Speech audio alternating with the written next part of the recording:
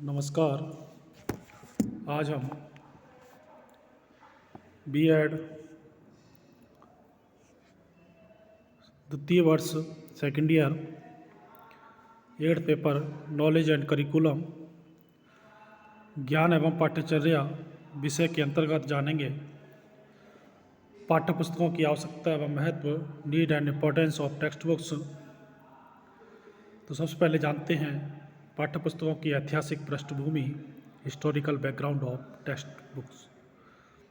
मानव सभ्यता के प्रारंभ में ज्ञान मौखिक रूप से दिया जाता था। लिखने की कला का विकास लगभग 6000 वर्ष पूर्व ही हुआ। इससे पहले ज्ञान को कंठस्थ करने की ही व्यवस्था थी। वैदिक काल में भी वेदों के श्लोकों को गुरु द्वारा शिष्यों को कंठस्थ कराया जाता था।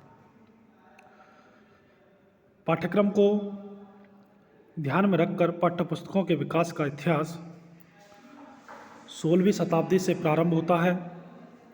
सर्वप्रथम कमेनियस 1592 से 1670 ने भाषा विकास को या भाषा शिक्षण को पाठ्य पुस्तकें लिखी थी। इसके बाद पाठ्य पुस्तकों के महत्व को देखते हुए इसका प्रचलन बढ़ता गया और एक ही विषय अनेक शिक्षाविदों और विशेषज्ञों द्वारा पाठ्य पुस्तकें लिखी जाने लगीं। 19वीं शताब्दी में फ्रॉवेल, डीवी, महात्मा गांधी ने पुस्तकीय ज्ञान का विरोध किया और अनुभव केंद्रित और क्रिया प्रधान शिक्षा पर बल दिया। परिणामस्वरूप पाठ्य पुस्तकों के महत्व को कम समझा जाने लगा, किंतु तथ्यों, सिद्धांतों आदि के बोधगम्यता की दृष्टि से इनकी पूर्ण उपेक्षा नहीं की जा सकती।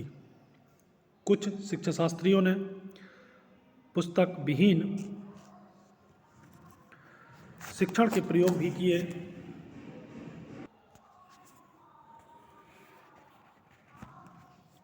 किंतु वह भी इसी निष्कर्ष पर पहुंचे कि पाठ्य पुस्तकों का अंत नहीं हो सकता है।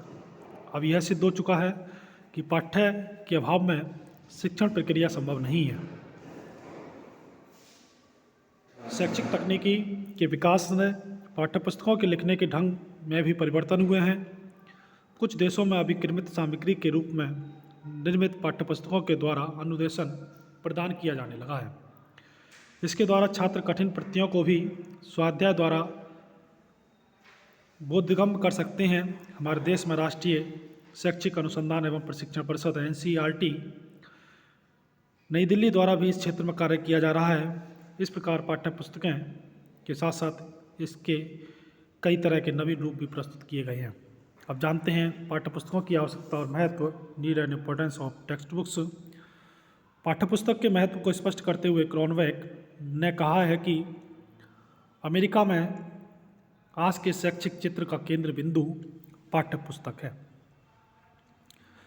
इसका विद्यालय में महत्वपूर्ण स्थान है। इसका अतीत में भी अधिक महत्व था और आज भी है। इसको जन सामान्य की भी लोकप्रियता प्राप्त होती है, क्योंकि पाठ्य पुस्तक विद्यालय या कक्षा में छात्रों और शिक्षकों के लिए विशेष रूप से तैयार की जाती है, जो किसी एक विषय या संबंधित विषयों की पाठ्य वस्तु का प्रस्तुतिकरण करती है। पाठ्य पुस्तकों की आवश्यकता को हम निम्नलिखित कारणों से भी स्वीकार कर सकते हैं, जैसे पाठ्य पुस्तक में निर्धारित पाठ्यक्रम के अनुसार विषय का संगठित ज्ञान एक स्थान पर मिल जाता है। पाठ्य पुस्तकें शिक्षकों और छात्रों के लिए मार्गदर्शक का कार्य करती हैं। पाठ्य पुस्तकों के द्वारा छात्रों और शिक्षकों को यह जानकारी मिलती है कि किसी कक्षा स्तर के लिए कितनी विषय वस्तु का अध्ययन करना है। इसके द्वारा छात्रों और शिक्षकों के समय की बचत हो जाती है। छात्रों का मानसिक स्तर इतना ऊंचा नहीं होता है कि वे विद्यालय में पढ़ाई गई विषय वस्तु को एक ही बार में आत्मसात कर सकें। उन्हें विषय वस्तु को कई बार पढ़ना और दोहराना पड़ता है, अतः पाठ्य पुस्तक की आवश्यकता होती है। योग्य शिक्षकों का ज्ञान भी अव्यवस्थित होता है, अतः उसे व्यवस्थित करने में पाठ्य पुस्तक सहायक होती है। इस प्रकार छात्रों के अपूर्ण ज्ञान को परिवर्तित और पूर्णता प्रदान करने के लिए यह आवश्यक है। पाठ्यपुस्तकों के माध्यम से स्वाध्याय द्वारा ज्ञान प्राप्त करने में छात्रों को प्रेरणा मिलती है। पाठ्यपुस्तक के आधार पर कक्षा कक्ष कार्य और मूल्यांकन इवैल्यूएशन संभव होता है। पाठ्यपुस्तक के आधार पर प्रत्येक राज्य में प्रत्येक कक्षा में एक निश्चित पाठ्यवस्तु का अध्यापन संभव होता है और इससे छात्रों का मूल्यांकन सामूहिक रूप से किया जा सकता है। पाठ्यपुस्तकें छात्रों को विषय वस्तु को संकलित करने में सहायता प्रदान करती है। इनके माध्यम से छात्रों की स्मरण और तर्क शक्ति का विकास होता है। पाठ्यपुस्तकें मंदबुद्धि और प्रतिभाशाली दोनों प्रकार के बालकों के लिए उपयोगी होती हैं। ये परीक्षा के समय छात्रों की सहायक होती हैं। पाठ्यपुस्तकें शिक्षक को कक्षा स्तर के अधिगम शिक्षण कार्य करने का बोध कराती हैं। पाठ्यपुस्तकों में विषय वस्तु को तार्किक ढंग से प्रस्तुत किया जाता है, जिसमें छात्रों के लिए विषय वस्तु सरल और सुगम हो जाती है। पाठ्यपुस्तक कक्षा शिक्षण की अनेक कमियों को भी दूर करती है। कक्षा शिक्षण के समय शिक्षक सभी छात्रों पर व्यक्तिगत रूप से ध्यान नहीं दे पाता है, अतः पाठ्यपुस्तकों की सहायता से छात्र व्यक्तिगत रुचि और गति के साथ अध्ययन कर सकते हैं। अब जानते हैं पाठ्यपुस्तकों के प्रकार, टाइप्स ऑफ टेक्स्ट बुक्स।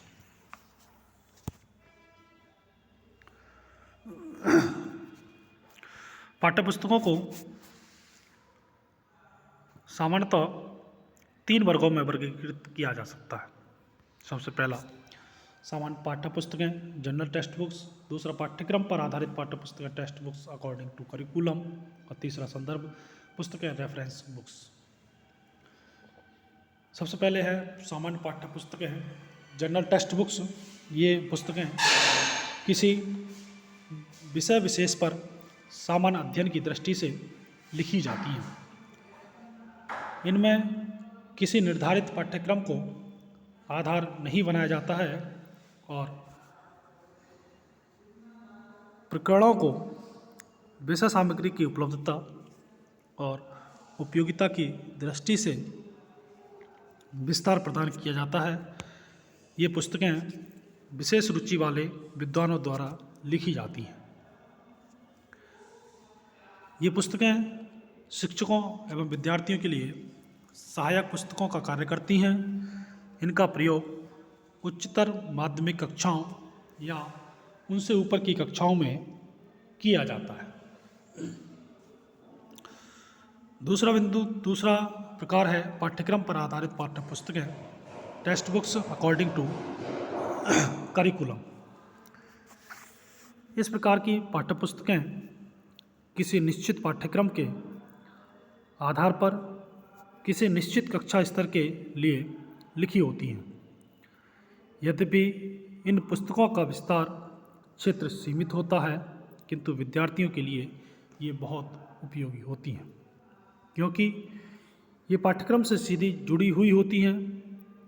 इन पाठ्यपुस्तकों के निर्माण में शिक्षण उद्देश्यों को विशेष महत्व दिया जाता है। विद्यार्थियों में इन्हीं पाठ्यपुस्तकों का सर्वाधिक प्रचलन होता है। इस प्रकार की पाठ्यपुस्तकें सभी कक्षाओं में प्रयुक्त की जा सकती हैं। अगला प्रकार है संदर्भ पुस्तकें रेफरेंस बुक्स। ये विशिष्ट प्रकार की पुस्तकें होती हैं और इनमें विस्तृत ज्ञान का समावेश होता है। इनमें तथ्यों, प्रत्ययों, सूत्रों, घटनाओं आदि की व्याख्या गहनता से की जाती है। शिक्षक इनका प्रयोग संदर्भों के रूप में करता है, इसीलिए इन्हें संदर्भ पुस्तकें कहा जाता है। उच्च कक्षाओं के शिक्षण में इन पुस्तकों का अध्ययन एवं प्रयोग प्रयुक्त होता है। अब जानते हैं अच्छी पाठ्यपुस्तक की प्रमुख विशेषता, main characteristic of a good text books. एक अच्छी पाठ्यपुस्तक में निम्नलिखित गुणों का होना आवश्यक होता है। विषय वस्तु का प्रस्तुतिकरण बालकों के मानसिक स्तर के अनुरूप होना चाहिए। विषय वस्तु का संगठन तार्किक और मनोवैज्ञानिक होना चाहिए। व्याख्या, स्पष्टीकरण, उदाहरणों आदि की सहायता से विषय का सरलीकरण किया जाना चाहिए। भाषा शैली में सरलता, स्पष्टता, मौलिकता एवं प्रभावशीलता, विद्यार्थियों में स्वयं पढ़ने की रुचि विकसित कर सकने की क्षमता होनी चाहिए। अन्य लेखकों, विद्वानों के संदर्भ स्पष्ट, विश्वसनीय एवं वैध होने चाहिए। पाठ्यपुस्तक का मुख्य चित्र सचित्र, आकर्षक और सउद्देश्य होना चाहिए। मुद्रण स्वच्छ, शुद्ध और स्पष्ट हो। आकार सुविधाजनक हो। अध्यायों के आकार बालकों के स्तर और क्षमताओं के अनुरूप होने चाहिए। विषय वस्तु का प्रस्तुतिकरण शिक्षण उद्देश्यों एवं मूल्यों के अनुरूप होना चाहिए। विषय वस्तु से संबंधित आधुनिकतम घटनाओं, तथ्यों एवं समस्याओं पर बल देना चाहिए। विषय वस्तु के अनुकूल चित्रों और मानचित्रों, रेखा चित्रों आदि का भी प्रस्तुतिकरण उसमें होना चाहिए। विषय सूची, शब्दावली, संदर्भ ग्रंथ सूची, निर्देश नियमावली आदि का समावेश होना चाहिए। चिंतन और नवीन विचारों का प्रस्तुतिकरण उसमें होना चाहिए। विषय वस्तु की किसी भी भावनाओं को आघात ना पहुँचे और धर्मनिरपेक्षता की भावना पर ध्यान देना चाहिए। अध्याय के अंत में विद्यार्थियों द्वारा स्वयं तय मूल्यांकन हेतु अभ्यास प्रश्नों का समावेश होना चाहिए। तो ये था पाठ्य पुस्तकों की आवश्यकता और महत्व। धन्यवाद।